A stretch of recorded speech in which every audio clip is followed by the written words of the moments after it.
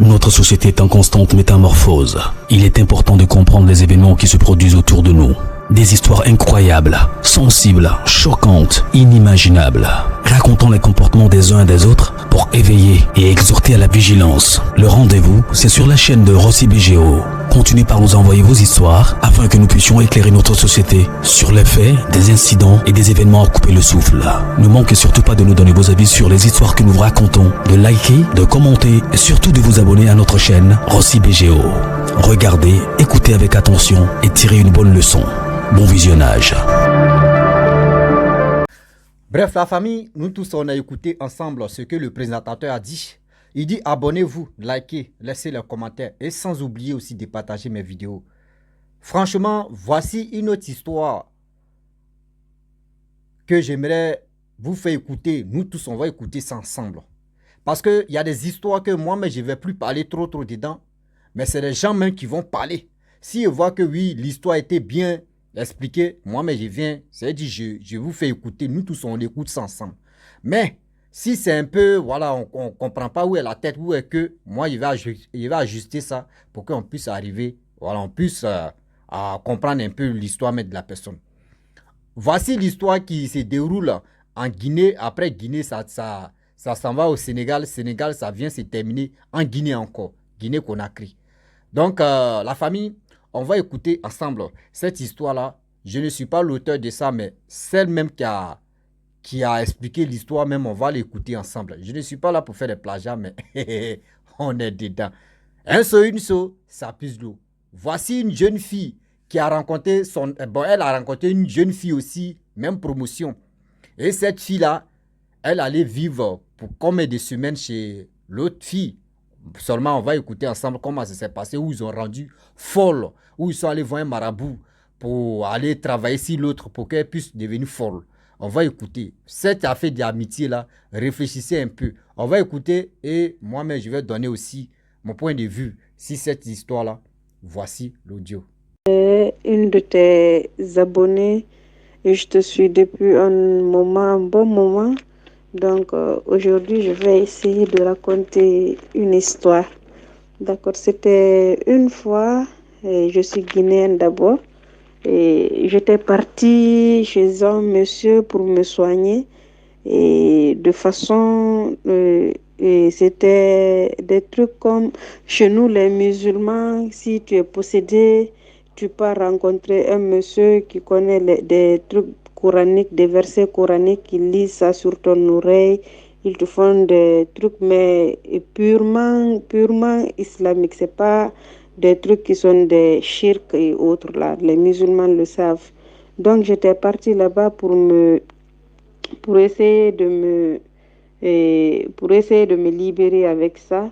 Ma maman m'avait envoyé ça, c'était une autre histoire pour mon cas. Je vais essayer de raconter ça un autre jour. Et ce jour-là, j'étais partie encore pour une autre séance de délivrance. Et j'ai rencontré là-bas une fille, une très jolie fille dans les bandes de 17-18 ans. Elle est tellement jolie, mais sa tête, ça n'allait pas bien. Elle ne faisait qu'insulter sa mère. Il y avait tellement de monde là-bas, des malades, des fous. Tout le monde était là pour son cas, chacun a son cas, chacun a son cas particulier. Mais pour le cas de la jeune fille là, elle ne faisait qu'insulter. Elle se déshabille, elle insulte. Si sa mère s'approche d'elle, ah non, là c'est foutu. Elle insulte sa mère. Et pour le cas de sa mère, ça c'est autre chose. Donc, c'est comme ça, le monsieur Oustaz, il est venu, il a essayé de la calmer un peu. Et ils ont envoyé un foulard d'attacher sa tête, un pagne d'attacher pour couvrir son corps et lire un peu des versets coraniques sur ses oreilles. Elle s'est un peu calmée. C'est là sa belle-sœur, je me suis approchée d'elle. Elle m'a expliqué.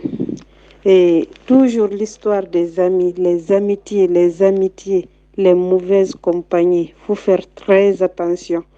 Et c'est une fois à Conakry, elle avait rencontré une jeune fille qui venait de Dakar. Une peule comme elle. Elles ont tissé une relation. Et elles sont, elles sont devenues des meilleures amies.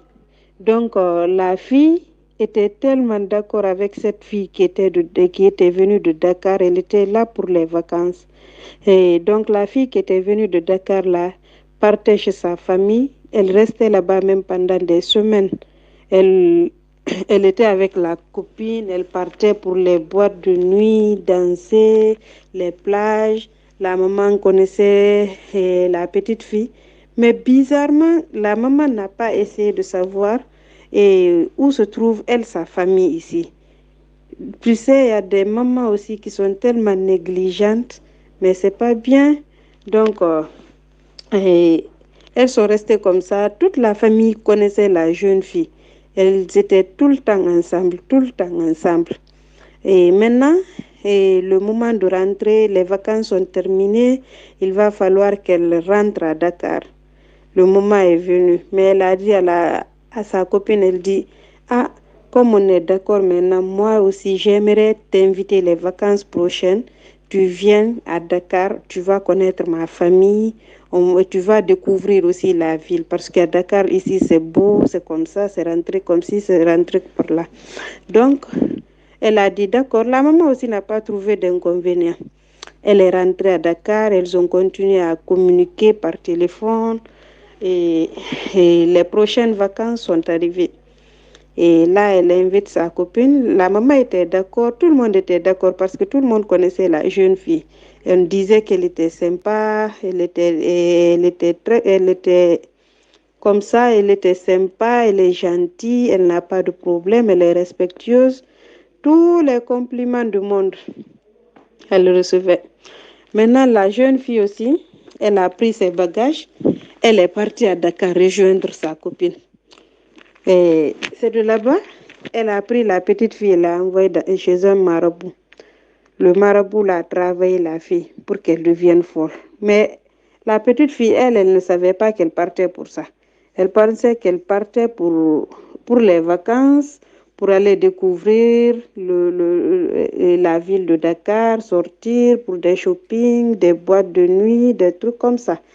Et avant même qu'elle ne parte chez les marabouts, la petite fille à Conakry, elle était vierge. C'est pendant sa folie, elle raconte tout ça. Donc, la petite fille l'a envoyée chez des hommes. Elle disait, non, couche avec celui-ci, il faut essayer de donner ta virginité à ce monsieur-là. Lui, il t'aime. C'est comme ça, elle a essayé de faire des trucs jusqu'à la petite fille, on l'a déviergée à Dakar là-bas. Maintenant, elle ne faisait que coucher d'homme à homme, d'homme à homme, d'homme à homme. Et comme cela ne suffisait pas, elle est partie envoyer la fille chez un marabout. Excusez. Elle est partie envoyer la fille chez un marabout. Le marabout a travaillé la fille et la fille est devenue folle. Et la fille devrait faire le baccalauréat cette année. Et la fille est devenue folle. Et elle a abandonné la fille. Elle était en train d'errer dans les rues de Dakar comme ça. Elle était en train d'errer. C'est un de ses oncles qui passait un jour, je ne sais pas, vers le marché. Et il a vu la fille, il l'a reconnue. Il dit, ah, mais c'est l'enfant de tel comme ça. Il s'est approché de la fille, mais la fille insultait, elle se déshabillait, elle faisait des trucs tellement bizarres, abandonnée comme ça. Elle ramassait les nourritures dans les poubelles, mangeait. Ah non. Lorsqu'il a vu ceci, il a appelé directement sa soeur là pour demander, ah, comment va ta fille? Et la maman dit, ah, ma fille est partie à Dakar là-bas pour les vacances chez une de ses copines. L'oncle a dit, ah, ok, il n'y a pas de problème. L'oncle a pris la fille, il a cherché des gens, ils ont pris la fille, ils ont envoyé chez lui là-bas. Et le lendemain, il a payé le transport, ils sont partis ensemble. Il a déposé la fille chez sa maman. Et c'est à partir de là-bas, ils ont cherché partout comment essayer de traiter la fille. Mais là, c'était le seuil. Sa folie avait atteint un niveau, donc c'était trop compliqué pour la soigner. Trop, trop. Donc, la leçon à tirer, les mamans, si tu vois quelqu'un fréquenter ton enfant, essaie de connaître d'où elle vient, essaie de connaître ses parents, essaie de connaître chez elle. Donc, il ne faut pas laisser ton enfant comme ça errer et errer comme ça, partir chez une amie. Tu ne connais même pas la famille de la fille, là. Tu ne connais même pas là où elle est partie exactement. Donc, sa fille a été vendue comme ça. Elle a fait la prostitution d'abord. Après, elle est devenue folle. Donc, sa vie est gâchée comme ça pour tout bon. C'est dangereux. Donc, Bref, la famille, nous tous, on a écouté ensemble l'audio. Je remercie cette dame qui a bien expliqué son histoire qu'elle m'a envoyée. Nous tous, on a écouté ensemble. Donc, ceux qui veulent vraiment que c'est pas sur tous les histoires que je vais prendre mon temps pour expliquer parce que franchement, il y a des histoires même que quand je vois que l'histoire est dormante, moi-même je peux prendre ça pour argumenter ça un peu, pour renchérir, pour que ça puisse être doux, comme manger. Oui, attends, je vais enlever mes riz. Bref, la famille, on a écouté ensemble l'histoire de la jeune dame, ce qu'elle a dit. Vous savez très bien aujourd'hui, l'amitié d'aujourd'hui, les gens font trop confiance. Ouais, c'est mon ami, c'est ma camarade, c'est ceci, c'est ci. L'amitié de 2 balles. D'autres même donnent leur cœur. Et aussi, sans oublier, elle a souligné quoi dedans? Surtout les parents. Vous les parents, nous les parents. Même quand vos filles, même quand vos fils marchent avec une personne, que ce soit son camarade, sa camarade, cherchez à connaître la famille l'ami de vos fils. Cherchez à connaître la famille de l'ami de vos enfants. Pour mieux comprendre s'il y a un problème, vous allez partir là-bas. Mais vous ne faites pas ça. Parce que vous voyez, oui, telle personne soit vos enfants, telle personne, oui, envoie des choses. Non, non, non. Le monde où on est maintenant, on a bien écouté ce qu'elle a dit. C'est-à-dire qu'elle avait déjà préparé son coup. Ça veut dire qu'elle avait déjà préparé son coup. Et son coup a reçu. Poli, gentil. Tellement qu'elle était gentille pour qu'elle puisse vraiment prendre cette fille-là pour aller la rendre folle. Elle était obligée d'être gentille dans la famille de l'autre. Mais voici les récompenses de ça. Voici les retombées de ça. Vous les jeunes filles, vous les jeunes garçons, vous les jeunes gens, vous qui prenez l'amitié, comme je ne sais pas si c'est gobelé ou si c'est quoi. Ah, celle-là c'est mon ami, lui là c'est mon ami, et moi là même là, je suis ceci, je suis cela. Réfléchissez très bien. Vous ne savez pas où mettez vos pieds. Vous ne savez pas où vous mettez vos pieds. Tu peux voir la personne va te... Est-ce que tu connais la face cachée de la personne? Est-ce que vous connaissez c'est-à-dire face cachée de la personne? C'est-à-dire qu'on dit face cachée, est-ce que vous connaissez ce que la personne pense, ce que la personne cache derrière lui? Ou soit la personne est son vrai visage, est-ce que vous connaissez? Non. Vous voyez ses dents blanches, non, mais est-ce que tu connais au fond de cette personne? Vous ne connaissez pas. Vous ne connaissez pas le fond de cette personne. Arrêtez. Arrêtez de vous berner. C'est-à-dire, il y a tellement de laisser aller si cette vie-là. Tellement de laisser aller. Tellement de laisser aller. Parce que dans vos têtes, oui, c'est ma camarade ou c'est mon ami, il paye ceci, il me fait sortir, elle me fait sortir. Donc, il y a confiance, donc c'est fini. Toi, tu ne sais pas la personne prépare quoi. Avant, on disait sugar daddy. On disait oui, les papas qui ont l'argent. On disait oui, les papas qui ont ceci. Aujourd'hui, maintenant, même les jeunes filles font ça. Avant, ils m'ont confié une histoire où ils ont dit qu'il y a une jeune fille. Il y a une jeune fille qui allait sortir, c'est un jeune homme. Et ce jeune homme-là, elle avait déjà mis quelque chose en elle. Elle avait déjà pris quelque chose. Elles ont les 7 là-bas.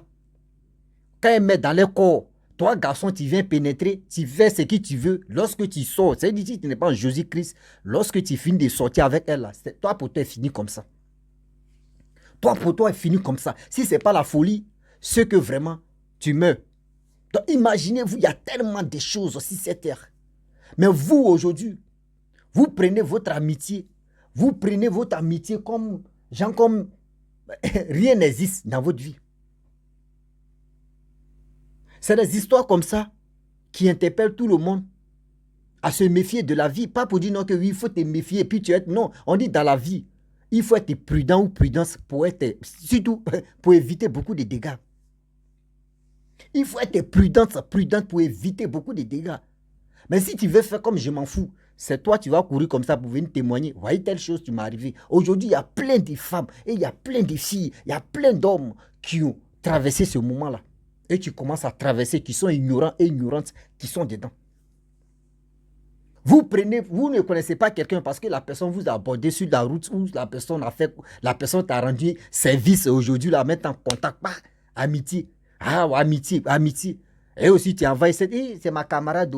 Oui, elle est ceci, elle est gentille, elle vient, elle fait ceci. Les parents tellement que vous voulez mettre à l'aise à vos enfants, vous-même réfléchissez. Vos enfants là, c'est-à-dire les amis de vos enfants là, prenez la peine prenez la peine de voir, d'observer. Parce qu'un enfant, on dit les parents, c'est à vous de suivre vos enfants, c'est à vous d'éduquer vos enfants, c'est à vous de voir s'il y a des bonnes choses. Mais si les parents même ignorent, les parents même ne calculent pas des choses qui se passent, qui tournent autour de leurs enfants, c'est que les enfants vont prendre les balles perdues. Les enfants vont prendre les balles perdues. Et qui paie? C'est les parents qui paient. Qui paie? C'est les parents qui paient. Parce que imaginez-vous, vous ne connaissez même pas la fille. C'est-à-dire elle a fait combien de semaines? Elle a fait combien de temps chez vous? Vous ne connaissez même pas ses parents. Même néanmoins, si c'était quand même, vos filles vont aller avec elle parce qu'elle a vécu chez vous quelque temps. Mais quand même, vous pouvez dire non, que donne-moi, nous on va rentrer en contact avec tes parents. Donne-moi, nous on va rentrer en contact avec tes frères et sœurs pour qu'au moins nos filles puissent aller là-bas. Mais aujourd'hui, voici ça. Qui connaît l'adresse de la fille? Qui a ces images? Qui connaît papa des chiens? Voici, c'est resté dans la nature. La folie, ça là. La petite, c'est qu'elle est folle et puis c'est qu'elle... Mais, où elle a dit non que oui, elle ne veut même pas sentir sa mère, c'est parce que c'est la colère. C'est sa mère qui pourrait la protéger, mais sa mère ne l'a pas protégée. Donc quand c'est comme si là, la folie mais doit déchaîner si la maman. C'est-à-dire quand la maman quitte là, si la folie s'en va là, la maman même va protéger son enfant. C'est quoi ça? Vous mettez vos enfants au monde, vous ne pouvez pas suivre vos enfants. Pas pour dire que pour vous, parce qu'en Afrique, le problème est que quand on dit surveillance, les gens pensent que oui, c'est avec la violence. Il était frappé, il faut faire... Non, c'est pas ça. Il faut vraiment dialoguer. Il faut... C'est-à-dire, prends ton enfant comme ton frère, comme ta soeur. Et tu vas voir.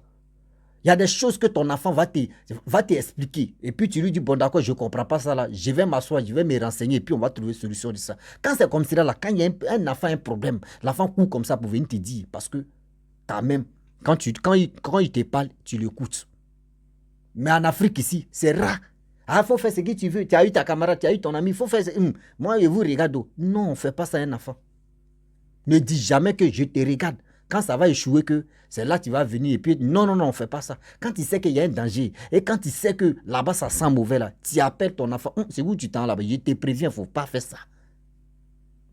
Mais tellement que vous, les parents, vous pouvez vraiment, c'est vous avez le droit de conseiller vos enfants, mais vous n'avez pas le droit de conseiller vos enfants. Vous les laissez aller. Aujourd'hui, voici ça. Elle est devenue folle. Il y a plein de personnes qui sont victimes comme ça.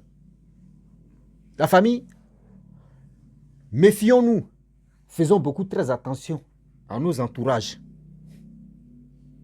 Faisons beaucoup très attention à nous. C'est l'entourage où on est là. Faisons beaucoup très attention. Sinon là, il y a les balles perdues.